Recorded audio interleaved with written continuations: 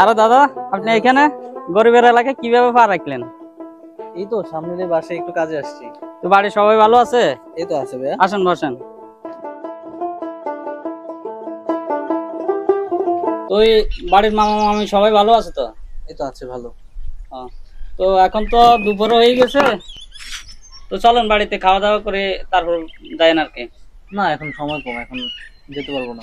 চলেন, বেশি সময় লাগবে না। ওই যে আজকে সকালবেলা আপনার পুকুর থেকে বড় বড় মাছ ধরছে বুঝছেন, আর ওই যে বাজার থেকে ছাগলের মাংস আনছে। তো চলেন খেয়ে দিয়ে চলে যাই আর কি। না এখন সময় তো খাবার করবে না, অন্য এক সময় খাবো না। ভাই এক কাপ চা দিন তো।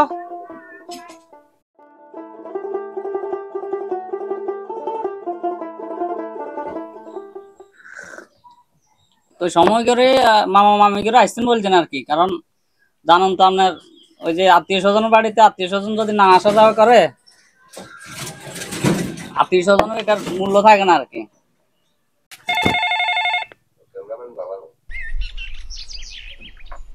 হ্যাঁ বলো।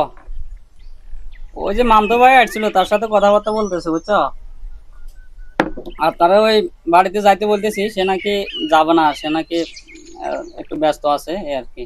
তো আমি চলে আসতেছি। ভাই 60 টাকা নিয়ে যান চাই।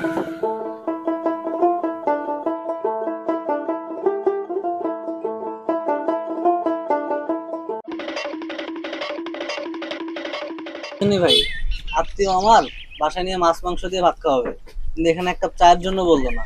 তাহলে দেখেন আত্মীয়তার মূল্যটা রইলো তো।